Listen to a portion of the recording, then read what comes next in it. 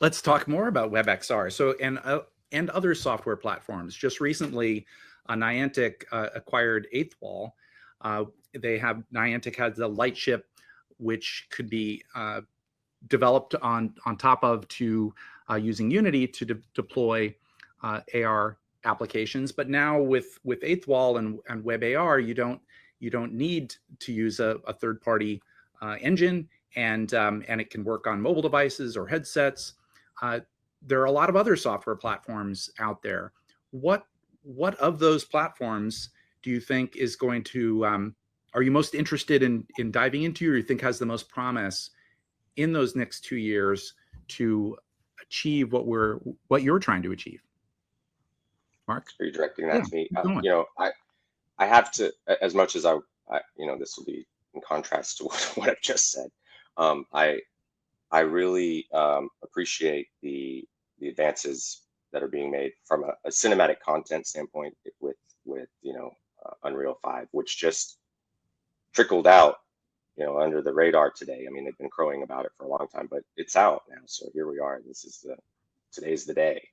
And I think just, you know, relative to developers' understanding of how that can unify their pipeline and hopefully the ability to port out directly in the near future, you know, high level UE5 environments and characters and metahumans at all into the existing frameworks that we currently use with ease, because, you know, that's where there's a real sort of pain point now, is the bridge to distribution relative to your glossy finished experience.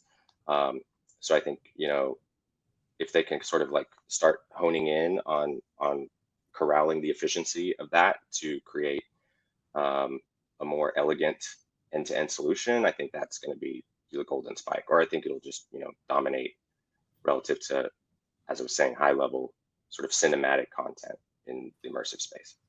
So you definitely see a place for both using specialized engines like Unreal 5, in addition to using WebAR or WebXR based platforms that are more ubiquitous, just depending on the application, right? Yeah, give us the one button solution already.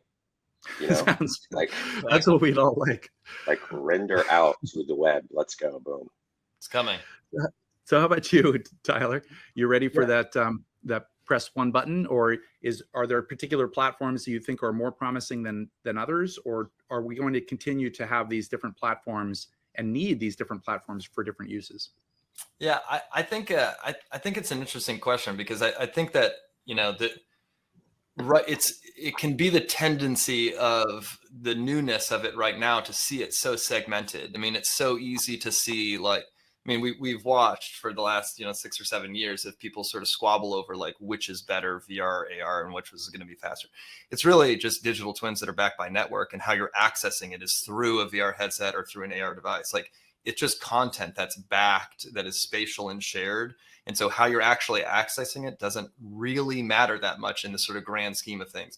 And so I think what you see happening here is a little bit more of that in this circumstance, where you have game engines like UE5. I mean, yes, it just released today. I actually had, I host a podcast for the VR AR Association, and we had Mark Pettit, the GM of Unreal for Epic, on the podcast. It will actually release on Thursday, so this is a little bit before. But when I was recording, when we were talking with Mark, I mean, what you can see just in his passion for, I mean, running this rollout. I mean, what they're trying to do ultimately is to condense, like, there is this idea that there is creator and there's consumer, and really, like, in metaverse environments on like blockchain and stuff like that, you really have like consumer and creator like are the same thing. And so creator is creator. And that is really sort of fundamentally what you see happening with platforms like UE5, where there's this full recognition of things like Fortnite, you know, which pulled in anything that pulls in $5.4 billion in 2018 can demonstrate that, sure, like, virtual environments matter. And this is going to be something we should pay attention to this. And what you can see, though, is that even Fortnite is becoming a platform for creation, for co-creation, where users are involved in that. And so you see these large engines, the large game engines or creation engines sort of moving towards the user and individuality, whereas then you have sort of these location-based entertainment capabilities, and then you have real world scale mapping, like what Niantic's doing. And you're seeing, okay, there's content creation happening on that side.